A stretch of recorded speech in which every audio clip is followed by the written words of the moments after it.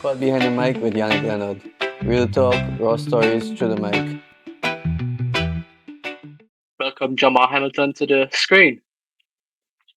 Yes. Good afternoon, good Welcome, evening, welcome, good night, welcome. wherever you are.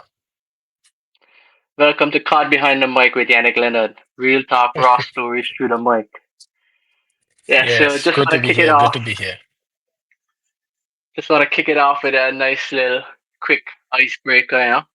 Just gonna start it off with a little game. Um, a little game is called Cap. So it's Mhm. basically you could see who could name the most the most stuff item within 30 seconds. You could pick any topic if you want to name cricket grounds, what else? Cricket brands. Um, yeah, seeing that you played so much around the world, let's start with cricket. Let's do cricket grounds. How many do you think you can name within 30 seconds?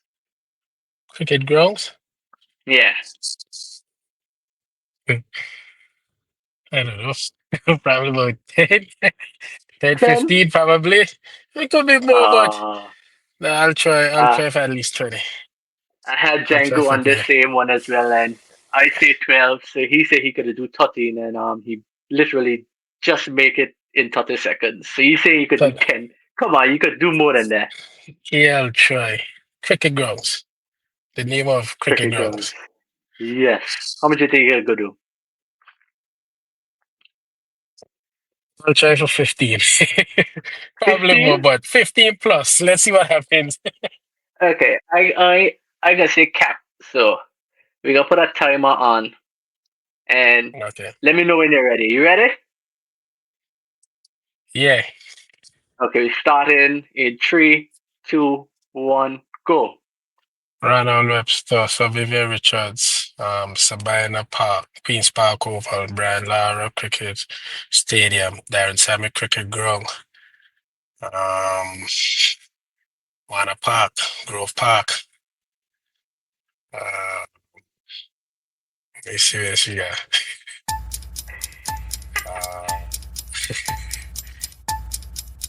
Houston Open, Atlanta Cricket Fields, Paravias Cricket Field, Share E. Bangla National Stadium, the Oval. Um, got Man, you're dead Adelaide. overtime. What? You done got over 40 seconds. Jesus. How much I get? How much I get in 30 seconds? I think you get about 10. So when we 10? get back to Okay. the video, once we replay the video, we'll see exactly how much. But that was a good effort. Once you hear that time start kicking, you don't know. Yeah, Yeah. the pressure to just kick in. Yeah, so. But yeah, that's a good one. So let's kick it off. Just want to say, I met you in 2006 when I moved to Anguilla. But when I moved to Anguilla, I think you guys was in Antigua. You was with Yeah. the under 19 On the 19th, Leeward yeah, Lee team. was on that. Yeah. Yeah, and I only met you guys when you came back to Anguilla, and I remember when you came to Anguilla, people were saying they got this new guy in Anguilla, and Mhm. he's doing wicket keeping and all kind of stuff, and you wondering who this guy was. And then I want to know, I want to meet a new guy. yeah, because it's something that I always love doing. I always think in cricket you gotta find something to do in terms of either wicket keeping, bowling, batting, and I was one that guy. I always want to do everything. Mhm. Up to this day, I still love catching ball behind the gloves and stuff like that behind the stumps. Oh, And we met when you came back, and ever since then we've been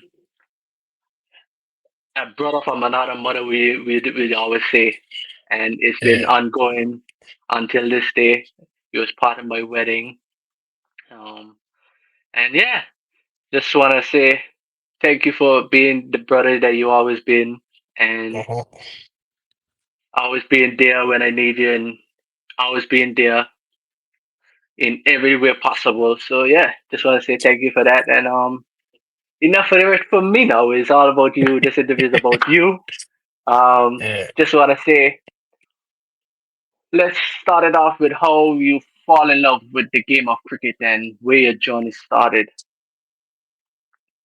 Um, well, primary school level, you find a piece of stick, piece of 2x4 that looks like a bat, and somebody gonna bring a wind ball, That's where the love for cricket started for me. And then, one of our coaches, he was like, hey, since you guys always played cricket, where you just don't try hardball? I'm like, hardball? Like, nah, they about the fun, we come, we try play kitty cricket with a plastic stuff and a plastic ball, and then we have a good time. And he invited me to the park. Then I tried it. I was 11 years old. Yeah, just about to make 12. And I started as an all-rounder. I used to bowl and bat. And when I made under 13 team, and as an all-rounder, and my dad, my after he realized like, you got a little potential. He's like, there's so much all-rounders. They're very, can you just try? Sorry about that, Pop. We lose you for a bit there just now. Okay. Yeah, yeah. Continue.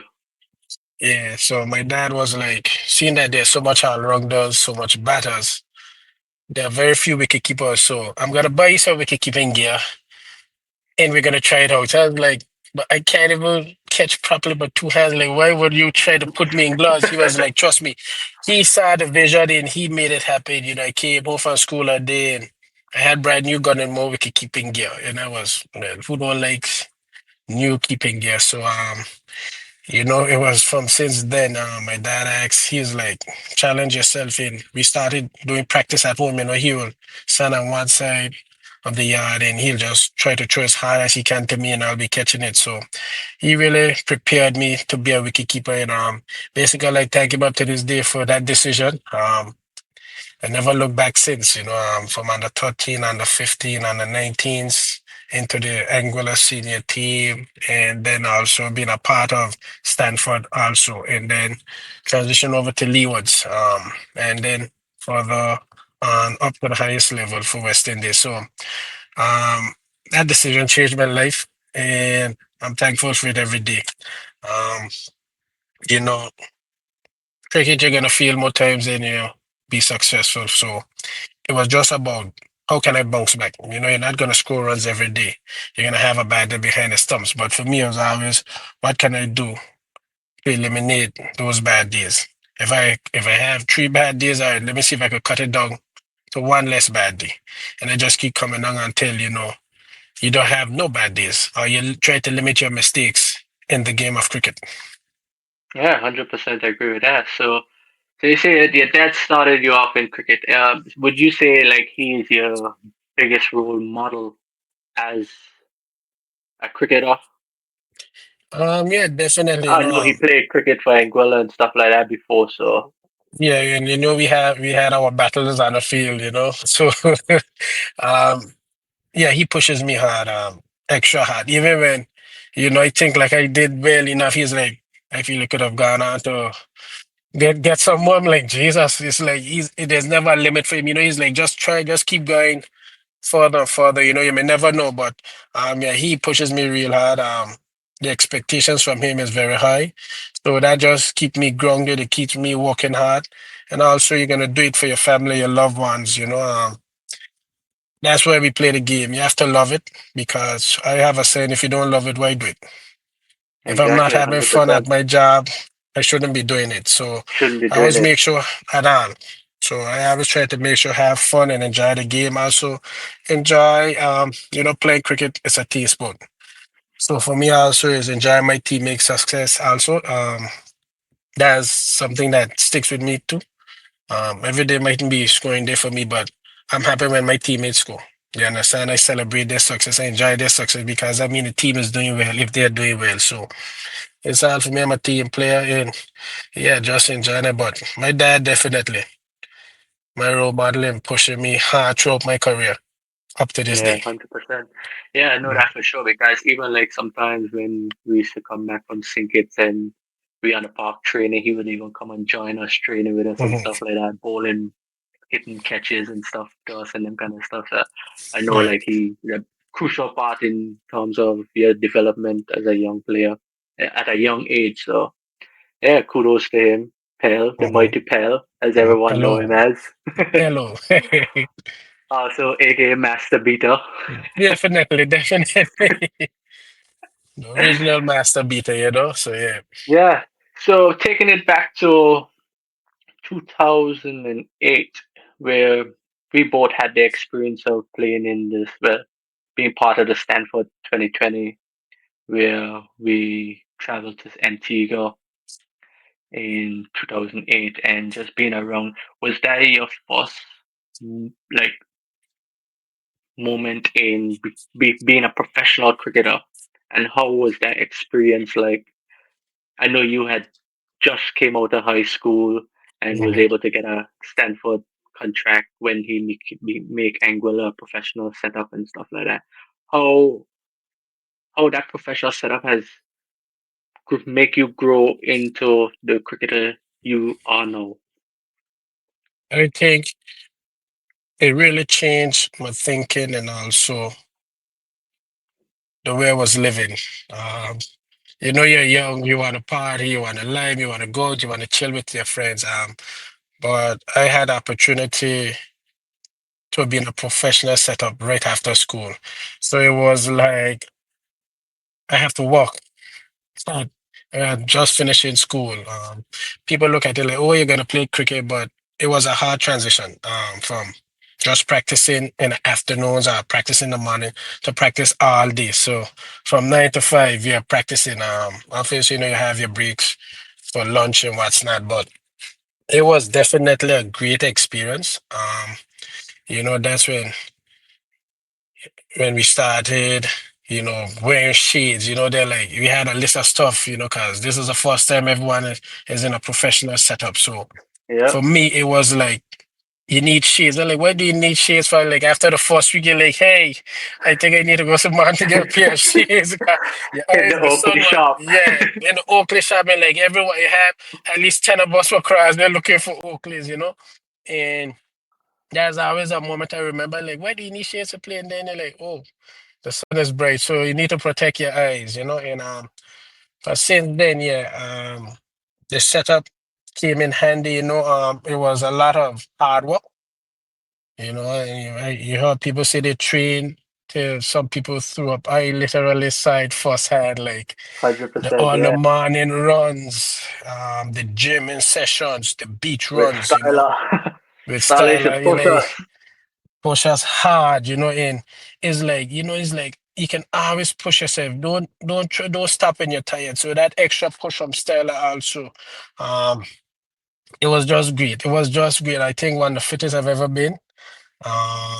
But it was a great experience. Also taught me, you could say, not to mature quicker, but responsibility at a younger age. You have to be responsible for your actions, especially you got to be on time. There were fines in place. So it wasn't fines for, oh, let's take this money. No, it's just teaching you how to be on time, and be on time. Yes, you lose that Yep. 150 US, that 200 US, depending. But those little things was just to make sure that you're responsible as a player and also outside of cricket that you're living your life responsibly also. Yeah, 100%. And how was it playing in that tournament in Antigua in front of all of that people, all that people at that young age? I think he was what, just about 17, 18 at that time. Yeah, yeah.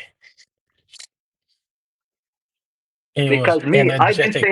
I didn't play it in the game, and I was on the uh, sideline, I was on the bench, and just uh, witnessing the atmosphere was like so unreal. Like never having the opportunity to be among that amount of people that, and then having the opportunity to be there at the age at that time I was 16 years old, and it mhm. was an unreal experience. And Like He was couldn't I, energetic. there's one moment I would never forget in my cricketing career.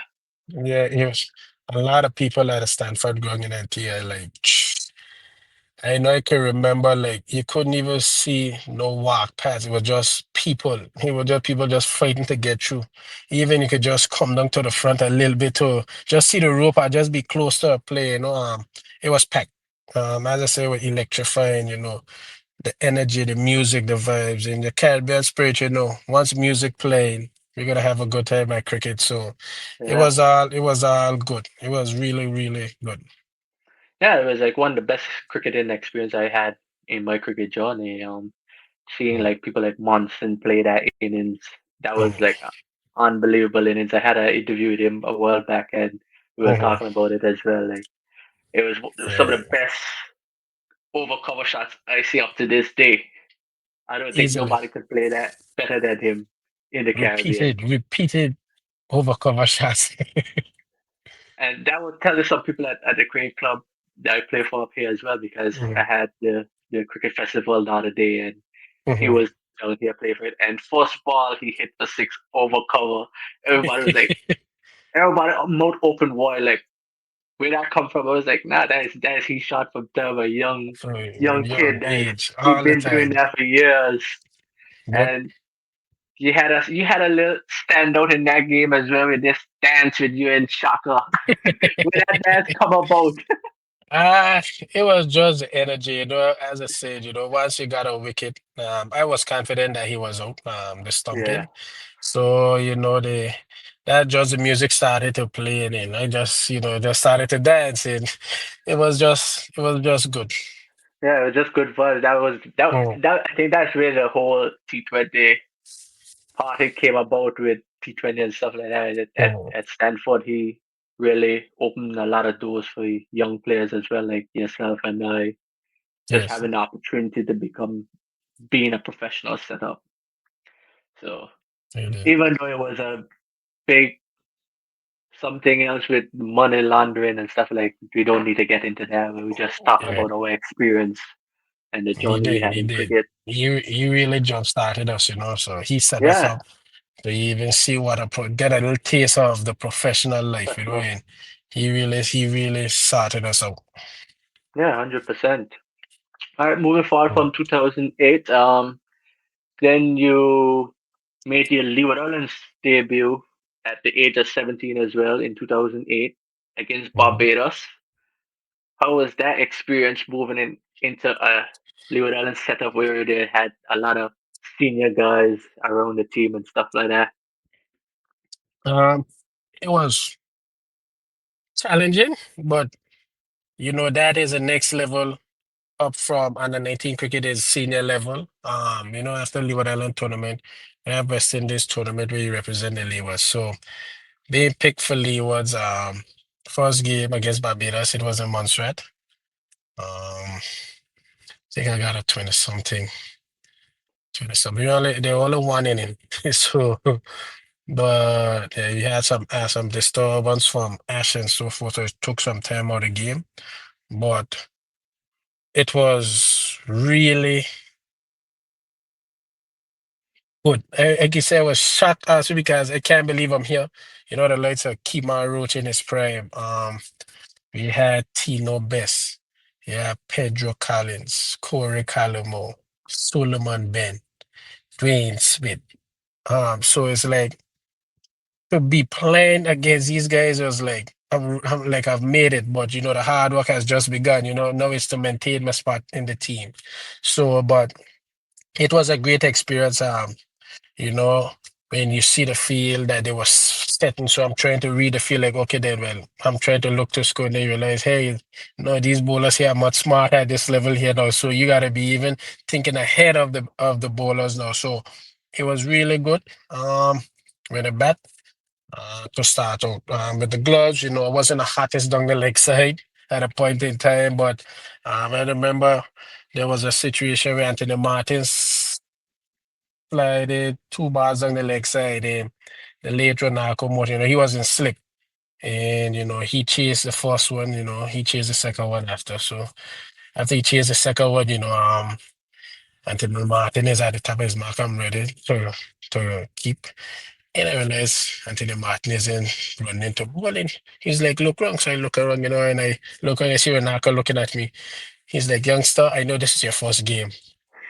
But the next ball down the leg side, you're gonna run it. If you leave it pass in our leg, well, this no more's gonna pass from there, from now on.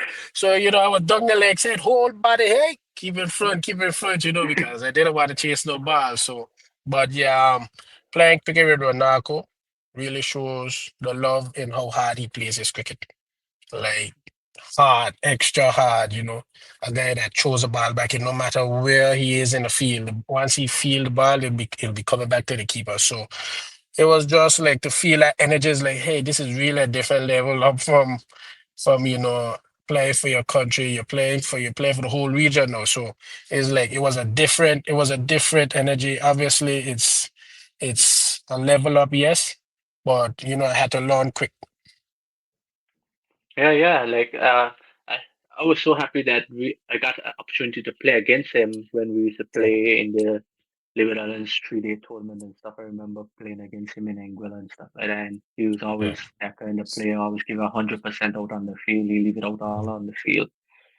Once he definitely. played against you, you and he is no friend. But off the field, No. he's one of the The coolest biggest and friend. calmest. Yeah, always Yep, down to all kind of guy. So definitely. yeah, good experience playing against him and just seeing how he go about his cricket and stuff like that. So yeah. Hmm. Um. So I remember you say in after playing in that your first Leeward Islands game for Leeward, I think that same year we ended up playing a Leeward Islands tournament in 2008 in St. Kitts as well. We made you more than like every time we talk for Anguilla, we always been roommates, and that just Yes, continued to make us bond more and more as brothers throughout our yes. cricketing career. Even with Leewards, we always room and stuff like that. So yeah, um, Mhm. remember you scoring your first 100 for Anguilla? Yeah, Do you I remember guess where St. and where? Kitts. I guess St. Kitts at Kian. Keon, yeah. I, Yeah, I think that was the same game I made my Anguilla debut as well. yeah, Where it I was. batted, Yes. where I batted number three as night watchman. Yeah, My yeah, first yeah. game for You're right. Anguilla. Yeah, yeah. I remember that. I think Banky had scored 200 as Yeah, well in that game. yeah. First innings and second innings. Yeah. Yeah, what a top innings. Me, you was batting overnight, and I think you was on Mm. 90 overnight. Mhm. And 90 over 9. yeah, and then the next day we went out to bat. I remember the first ball he bowled, I think was a bouncer, and you About literally watch a ball go by like, I get my 100 here yeah. today. I remember you coming Yeah. down to me and saying, Yes, yeah, this is it here. this is it. It's gonna happen. Either it's gonna happen real quick. We gonna take all day to score these 10 runs.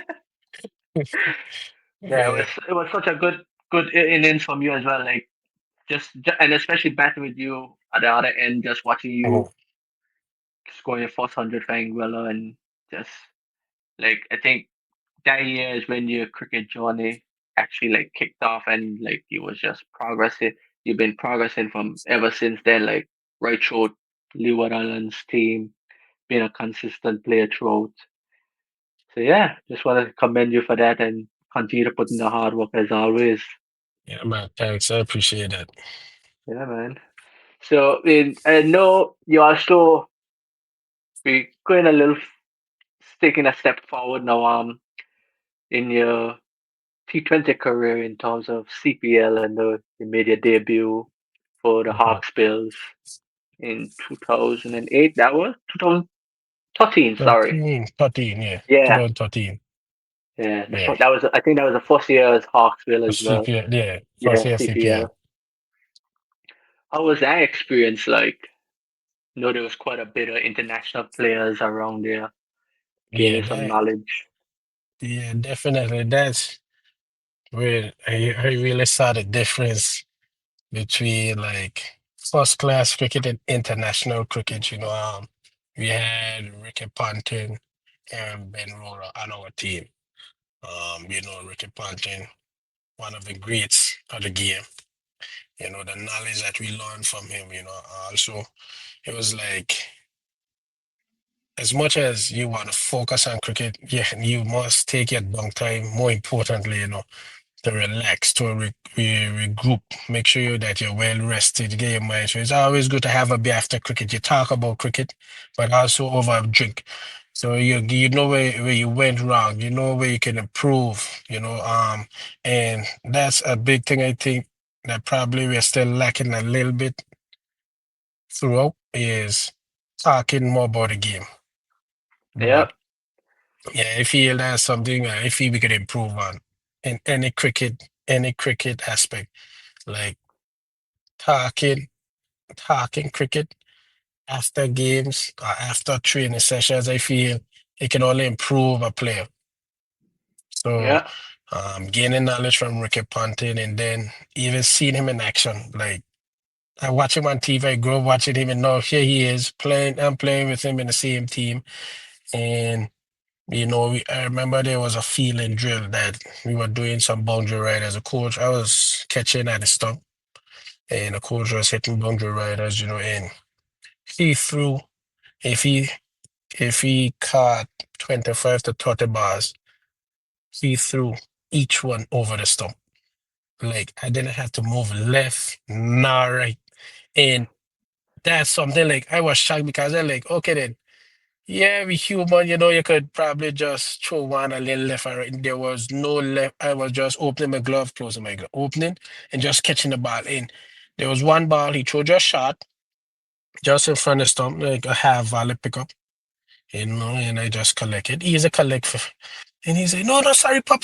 And I'm like, sorry for what? Like, he's like, no, no, over the stump, over the stump. And I'm like, okay then. So that is the level he was at. Like, he practiced on that, when it comes to feeling, Australia's are one of the best feeling team in the world. So, yeah, to watch it live and to learn some tips from him was just exceptional and also a learning experience for me because it was me and Manson in the team. So, we are always there, see what knowledge you can learn and also just put it into our game. yeah. I remember you guys talking a lot about how he take his feeling and stuff, these crickets in general serious, and Mhm, having that conversation with Mike, with Munson in the interview as well, what I did with him a few weeks back. It was like mhm. it was such a great experience playing with having the opportunity to play with his role model, like somebody he look up You to. look up to. Mhm. Yeah, so it was really good experience for you guys. But yeah, and moving on to that now. I think in 2014, professional cricket became something in the Caribbean, and we was some of the first contracted players. Um, it's a whole lot of chaos went on there from arriving in St. Kitts. Yeah. I know I talk about it on a previous interview I did. Um, Yeah, but yeah, it was such a nightmare, and I don't think people understand the struggles that a lot of us went through. Well, not a lot of us. I think the entire team, and not that's just us. definitely Other the whole franchises team. throughout the Caribbean went through similar stuff as well. It was such an unprofessional setup. I would say it Yeah, we was struggle a bit. it was We it struggle a was it bit of was force here. We it was struggle far because from being professional that first year. yeah, and I guess it was the first time it was happening too. So a lot of the administrators didn't know what to do. There was a lot of false promises, but they got it together and it became better. It became better, from the following year onwards. But first year was total chaos. Like I feel if you want strong mentally, I think that'll be the end of some player careers. If you want mentally strong, you know that hey, we just gotta keep it together. We walk to training every day. You ain't getting paid on time, and then you're away from home. So it's like it was just chaos, and it's life, but you go through these challenges to see who you are and how can you deal with those Yep. challenges. And we dealt with it well compared to what we were going through. We still kept our focus and kept cricket at hand, what we came to do. Yep, yep. So seeing that you've been there from the beginning and you're still there now, Mhm. how has you seen the progress within the last, what, 10, 11 years with, from the beginning to now? Have you seen much Mhm. progress? Is there more stuff that you think you could improve on? Um, well, there's always stuff to improve on, really, truly. But definitely improvement from time 2014 until now, till present.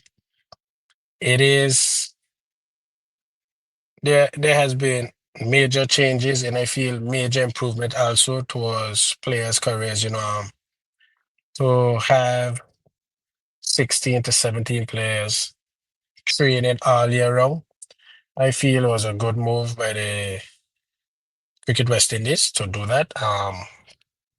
And also, so there will be players paid monthly, you're contracted yearly. And so therefore, because it'd be like if West Indies is playing, there's no tournament going on, there's no one training. So how can you have a replacement? So you probably might take up someone from home who hasn't been doing the training, hasn't have access to facilities. So that would have been a problem back in the day. Now we don't have that excuse anymore because here what? You're getting paid 12 months out of the year. You have access to facilities, the gyms, everything, the running track to train. So it's like it's been improved by a large margin. You say like, oh, we could get a couple other players and some other contracts. Yes, I feel that is fine. That is fair enough too, like some development players, because cricket, it transitioning. The game is transitioning in. You want to make sure you have people who love the game, who want to be a part of cricket. To hey, come up. So if you could put them say on a subcontract and say, hey, listen, yes, CWI gave Leeward Islands 16 to 17 players a contract. And then whereas now Leeward Islands can say, well, okay, then we're gonna subcontract another 10. But if any player get injured coming up, or anybody that we see that is great for the future, we start to put in the work in now. So as when they reach the level now, they already developed, they already know the skill works is already together, so they're ready to just go and enjoy the game and play hard cricket.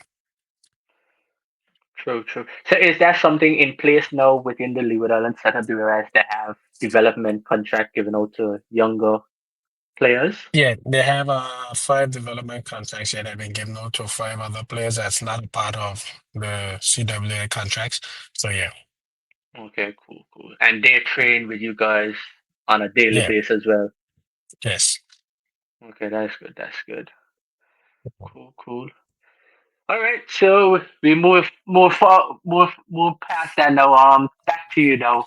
Remember I think it was 2016, 2017 first class season. I think you were the leading run scorer for Leeward Islands.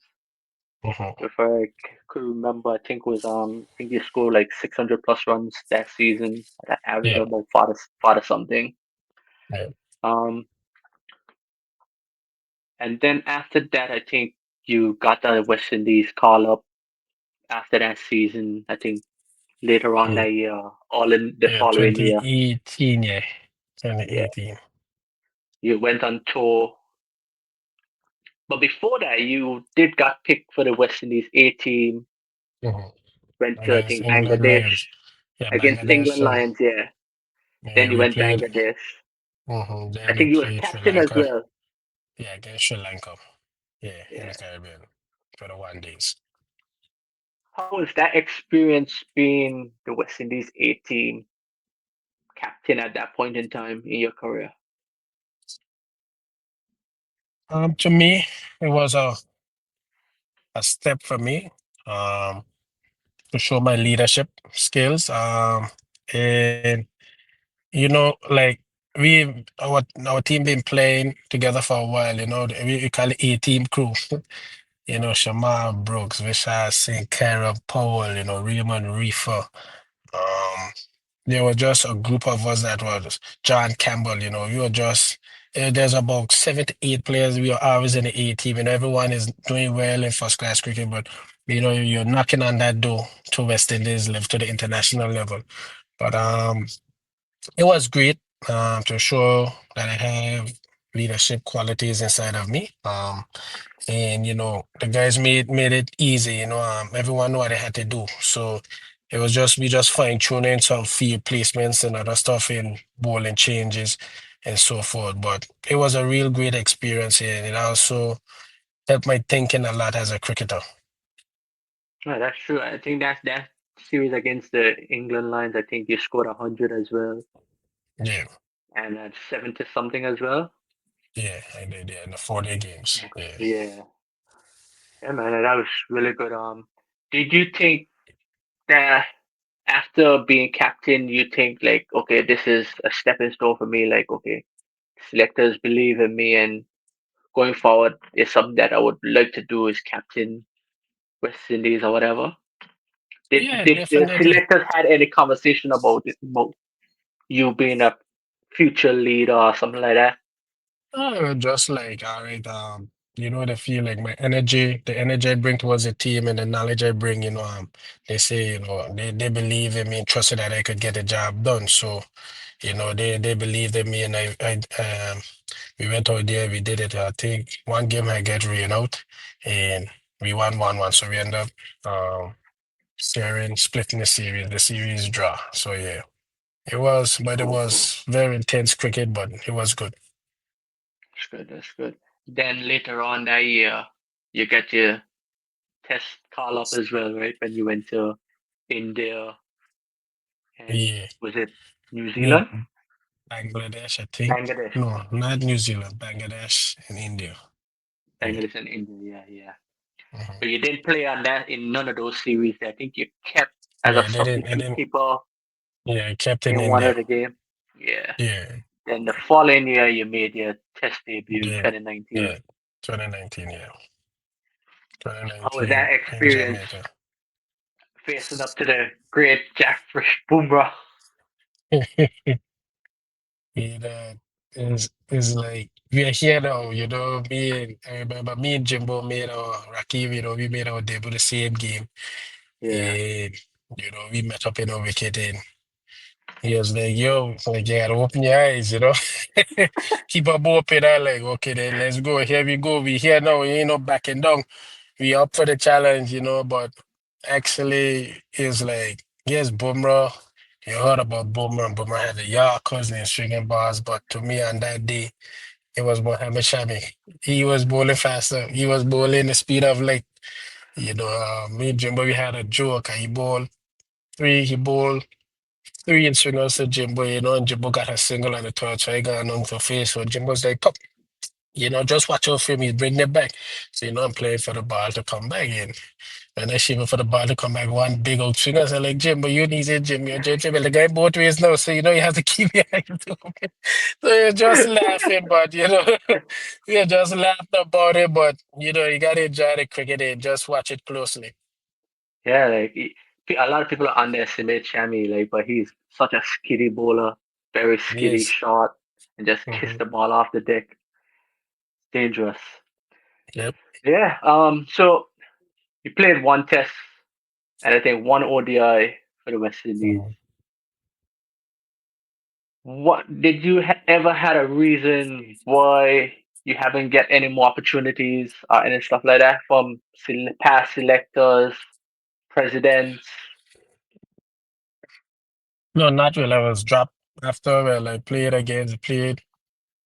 one test against India, and then the next series, we had to go England, and then I was dropped from the team. So I was like, okay, then I didn't get explanation, but then after I got some quite few months after stating that there was no there was no planes leaving Anguilla at a point in time for me to meet in Antigua to catch a flight to go to England. So I was like, wow, it was a shock to me. It was hot, but as I say, it already happened and I couldn't do anything. My thing is, what's already happened is gone.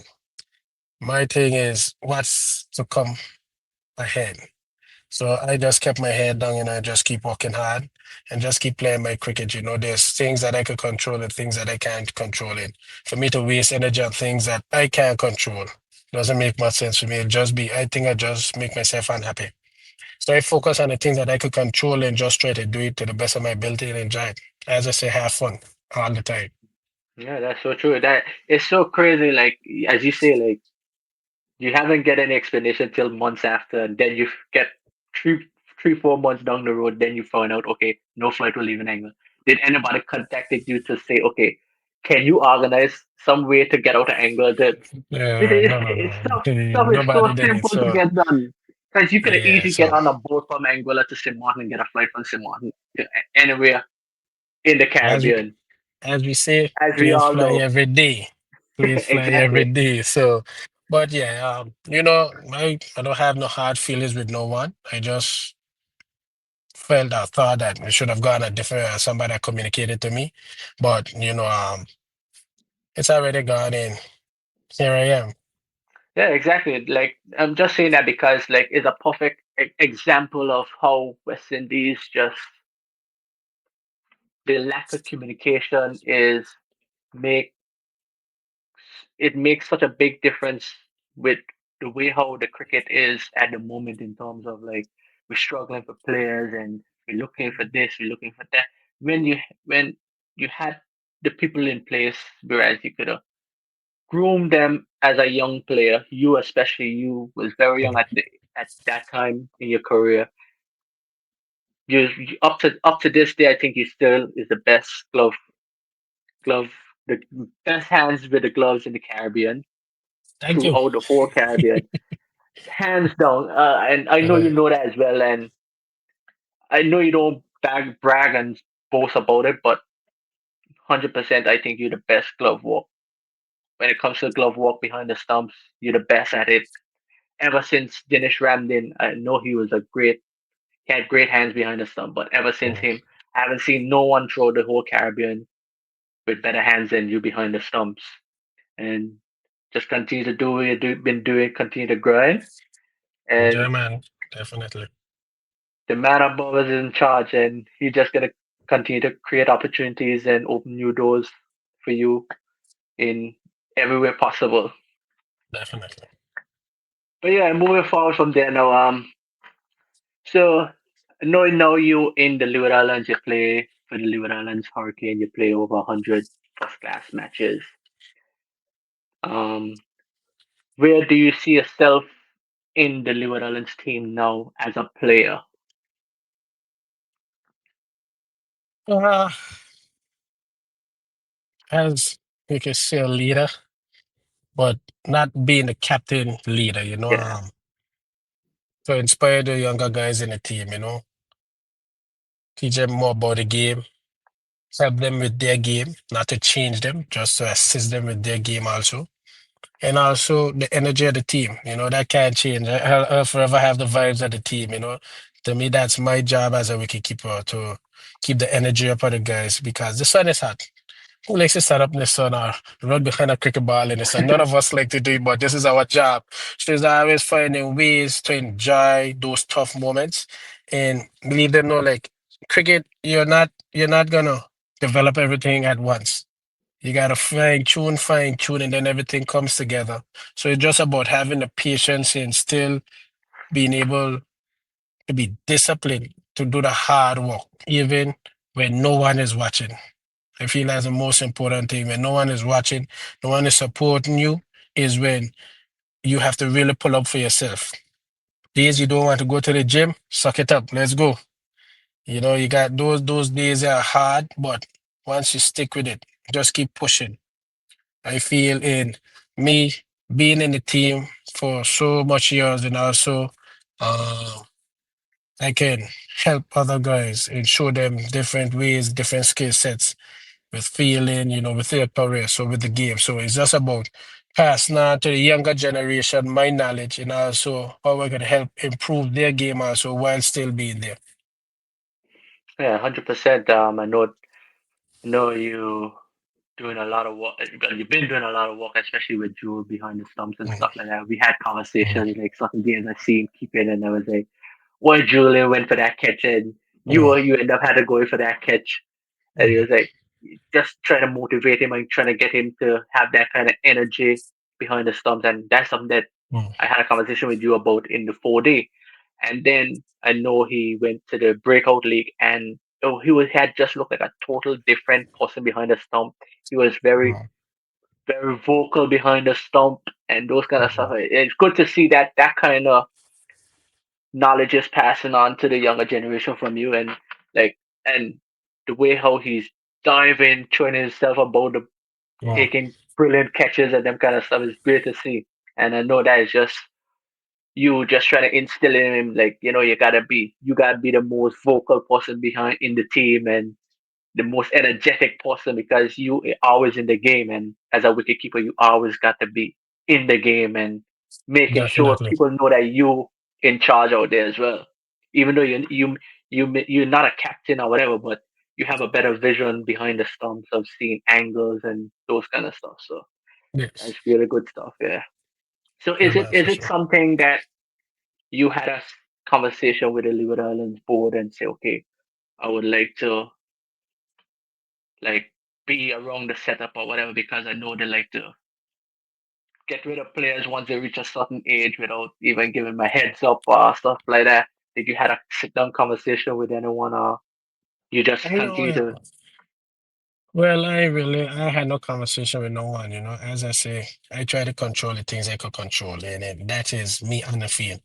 And I control what I do behind the stumps, and I control when I bet. And, I've been successful over the past 3 years. So just me, just maintaining that farm throughout the rest of my career, however long I have to play. It's just about me controlling what I can control and doing the best of my ability for my team also. yeah, that's true because no doubt you had one of your best seasons last year as well. Like he was really Mhm. good with the bat and behind the stumps with the gloves as well. Like he was Yeah. third leader run scorer throughout the whole season last year. Yeah. Um, I was hoping that you could get us some kind of A team or West Indies call up, but nothing like that did come out of it. Did anyone reach Mhm. out to you and say anything to you, any selectors or coach or any stuff like that from the West Indies side of it? Yeah, yeah, yeah. I spoke to the head coach, Mr. Sammy. I spoke to him, so yeah.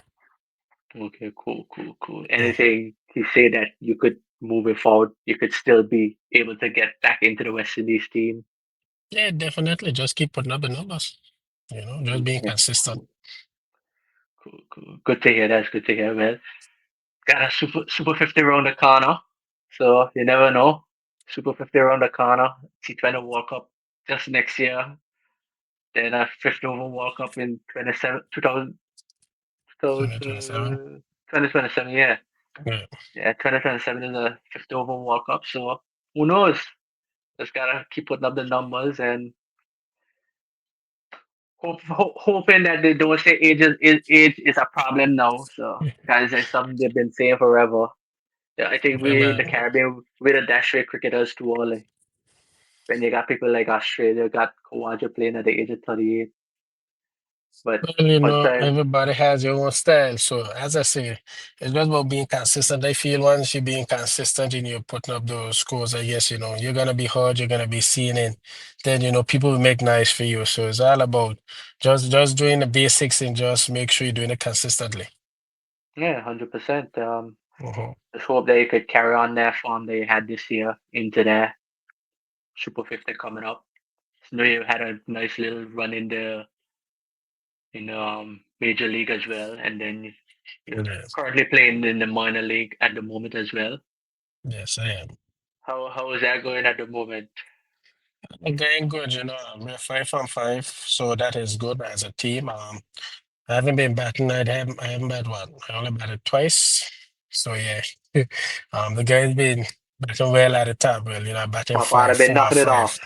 Yeah, they've been knocking it off. So can't complain. I won't complain. Everybody wants it bad, but if we're winning and we're doing good, I'm enjoying it for the team now, so for my teammates' success. Yeah, 100%. Hmm. So how has it been in the major league though with all those the new setup with the franchise with this new stadium built in the US and stuff like that? A great experience actually. They're trying to. bring all the people for the cricket, and it's getting bigger each and every year. It's getting more popular now here in the US. So it's like I say within the next year or two, it will be real big. And there's a lot more grounds being built as we speak. So there will be more tournaments and also more players coming over to the US to play cricket. So that will be good for USA cricket. And how is it a big difference between the major league and like the CPL? You've been part of different teams in the CPL. What is it? Is there any big difference between the tournaments? Oh, no, not really. No, there's not really any big difference. Just two franchises, tournaments. I mean, they're getting a lot of exposure and everything now. So a lot more players coming to CPL, and then we have more players showing local players getting to show their talent, and then it's the same thing here in the US. More local players to show their talent, but also you have the mix with the international players also here. So it's real good. Always good to get that knowledge from other players and international players as well, like just to see how they go about their game and stuff like that. So it's good. So, question: I know you played in that Leeward Islands tournament for Anguilla a few months Mhm. back, where Anguilla came out victorious and won the whole tournament. I think you were leading run scorer in that tournament. We also Anguilla had the leading wicket taker as well, a Simba Yeah, Boyne as well. Dimitri had a good tournament as well with the bat, especially in the last three games. yes. I think Jadel had a good run as well with bat Mhm. and ball. What could you take from that tournament and say, okay, we could go back home in Anguilla and become even more competitive than we was in that tournament, even though we didn't have much to lead and up into it preparation wise. I feel, well, obviously, facilities are being rebuilt right now. So we're waiting patiently on that. So that is good news that we'll have new facilities and stuff. But it's also that to give Angola that we still have the talent, we still have the players there. So it's all about, even if we have to do a few more programs where we get the youngsters to come out and showcase their talent in cricket, and then we could start from whether we're on the 13s and 15s and the 17s, and then we could just flow them straight into the national setup. But as I said, we need coaches, we need work to be done in that department. Whereas we still bring our talent because there are guys like we know been wrong for a while. Yes, they are wrong and what's not, but when they leave, like who do we have next? So it's Yeah, good to identify our talent now and let's get them into training. Let's incorporate them into training right now with the senior team. So we have players to fall in right after as players leave Anguilla. yeah, because I had a conversation with Mons a few weeks back, and I was telling him like ever since I leave Anguilla in 2021 and I've been up here, and every time I leave with Islands on the 15, on the 17, on the 19 team come out, I always No receive any Anguillians. Anguillians, and haven't seen an Anguillian for the past since I've been up here. Haven't seen no Anguillian being picked for Mhm, no age group cricket, and it really hurts my heart just to see like there's no Anguillians in within the Leeward Islands setup. And growing when I first moved to Anguilla, we used to had three and fours in each age group every year. Even to the senior team, we used to had a few players as well every year. mhm, And now is like there's no age group cricketers from Anguilla being in no Leeward Islands team, and it really hurts my heart to see that. And this is one of the biggest reasons why I would start doing this mhm, podcast as well, because I want to bring the awareness and try to see how I could help in any way possible to help cricketers in Anguilla and stuff like that. I think it need to start with the primary school, because I remember growing up, we always used to be playing cricket in the primary school, kiddies cricket back then.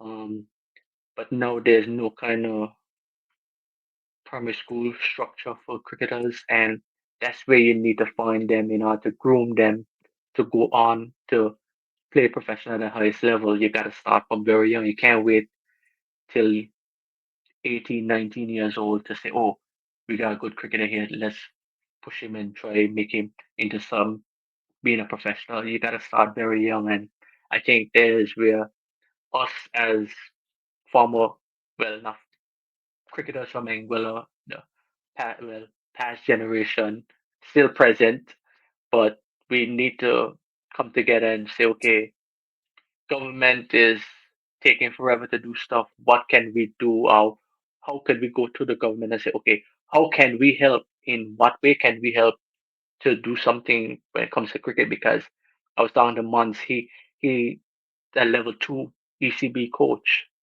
Mhm. Why are we not utilizing him in why the government is not utilizing him in primary school structure setup in the Yeah, PE I side of feel it? I feel it's all up for man to come up with a itinerary of saying, well, hey, listen, we've been lacking a bit, and I we spoke about it a few weeks back also. It's like, yes, we'll need to come up with itinerary and go to the government. So listen, like we are falling back in cricket. Our youngsters, there's nothing, there's no structure in the primary school setup. So this is what we have here going forward.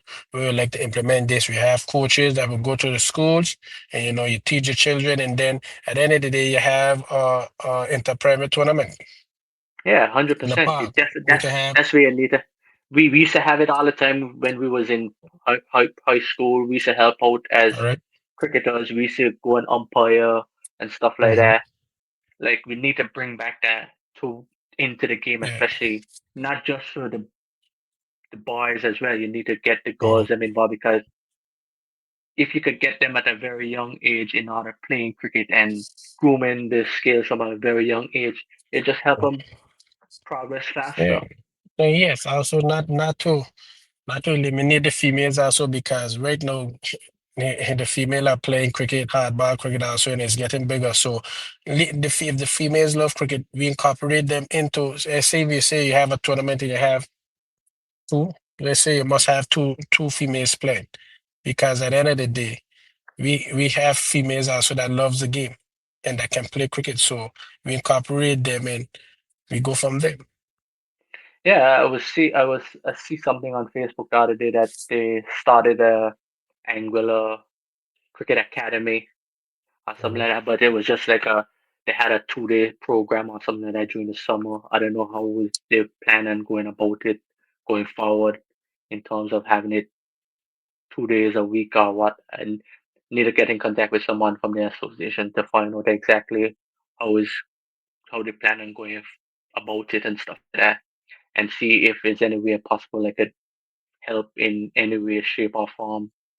Mhm. Um, so yeah, I think all of us cricketers need to come together and say, okay, go to the association or the government and say, how can we help and what do you need help with, and just try to figure it out because it's really heartbreaking not to see no kind of cricketer for the past 4 or 5 years coming out of Anguilla, and seeing that we have the talent in Anguilla is just we need the structure and infrastructure in order to get stuff going and going forward because from not having a facility to train in Anguilla and then turn up the Leeward Islands tournament and win the whole tournament, it says something about Anguilla cricket. Definitely. And that I think the government should use as an eye opener to say, okay, we need to invest in something in Anguilla for cricket because every other sport is getting some kind of infrastructure done or something like that.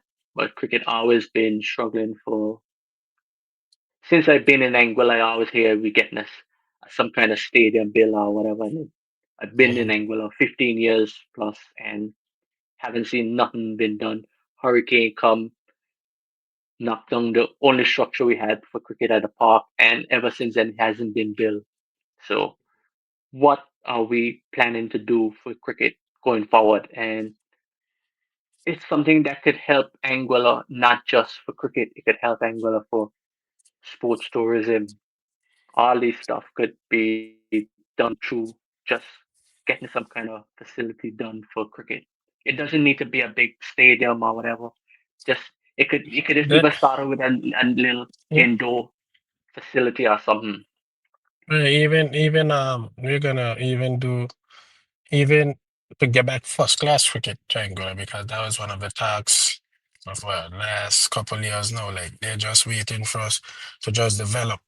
Once it's to a standard, they're gonna bring back cricket triangular, first class cricket triangular, and therefore Leeward Island tournament will also be back there. So that's something that we also have to think about. Yeah, exactly. And that says a lot. Like that could bring in sports tourism in cooperate into Anguilla a lot more because yes, we have all these hotels and stuff in Anguilla. Anguilla depends Mhm. on tourism, so why not try to reach out to different assets of tourism, like sports tourism, and Yeah, the way a good how idea. Yeah, flag cricket is running in the wall right now. Like who knows if you could get a nice proper facility in Anguilla, you could have a franchise in the next 5, 10 years down the line being right in Anguilla, and the amount of people that would bring to Anguilla and the whole Anguilla would benefit from it basically. yeah, definitely. So I agree with that. So that's something for us Yeah, to look forward to in the future. yeah, 100%. Like I think we subnet. I think we all need to come together and just say, okay, let's go to the government, let's go to the association and say, how can we help progress cricket in Anguilla? What do you need help with? Uh, what do you need us to do in terms of putting things in place? Even helping out coaching and stuff like that. Like they have to have some kind of structure in place in order to get it going forward. Okay, you just can't just Mm. sit back and hoping for the next Jahmar Hamilton, the next Omar Banks to just pop out of nowhere and expect them to So reach to the highest level. I agree. But yeah, I think it's something that we need to take further into higher heads. So hopefully when this comes out, you could see and we could make some kind of progress. Definitely. Back into this interview, me and you know enough of the Hmm. The chatting about politics. cricket and getting into the politics, which we Mhm. don't have nothing to do with. But yeah, so we're gonna play a little game, a next quick game called blind Mhm. ranking. Mhm. So I'm gonna just call. I got five. I know you're a wicketkeeper batter, so I'm gonna call five wicketkeeper batters, and you Mhm. gotta blind rank them 1 to 5. So Okay. just don't jump to the first one I call, put number one, and then you don't know who's coming next. Okay. So I'm gonna start off with first name I'm gonna call is MS Dhoni. Where you gonna rank him 1 to 5?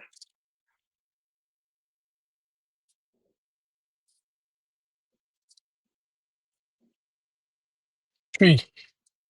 3. Okay. Yeah. All right. Next name Mark Boucher.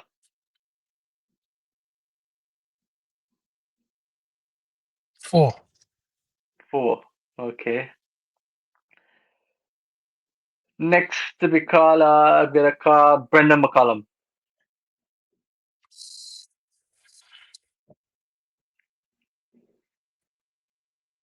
2. 2. Yeah. So I got 2, 3, and 4. So all I got is 1 and 5. 5. All right. Next I gotta call is Dinesh Ramdin.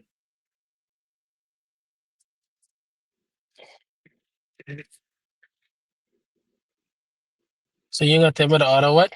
Tell me the other name first.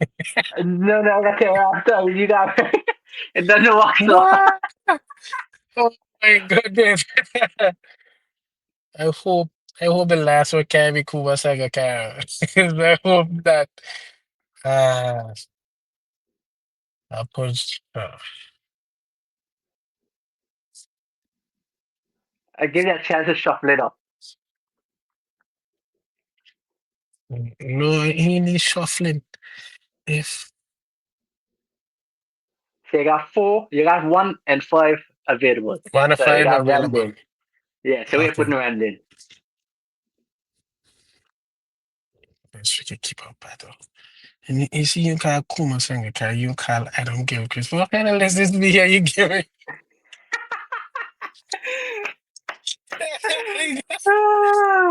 Ah, Wow. What Dennis Ram they won? Finish Ramdin 1. And the Mhm. final name is Brad Haddon. I gotta do some reshuffling then. You got reshuffle. You got so, reshuffle. so how you gonna reshuffle this now? I get after you do reshuffle, just so you know why reshuffle. So let me hear your reshuffling now. My reshuffling now? Yeah. So who's one now? So Ramdin ain't one Brad no more. Haddon. Brad Haddon. Ramden. No, very shuffle. Boucher. So I got MS Dhoni who? So one you have Haddon, Two Ramden. 2 Ramdin, Boucher tree, Donny Mm-hmm. tree, Boucher three. Boucher tree, Yeah. So you say you got MS Dhoni who? and McCollum. Yeah. No, by reshuffling. Brad Haddon. Ramden. McCollum.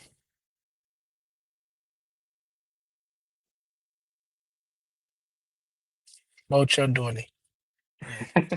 Yeah. Final, okay. We can Yeah, work with that. final. Final. We can work with that. We can work with that. Mm. Definitely. So, final question. What is your greatest achievement have you in cricket?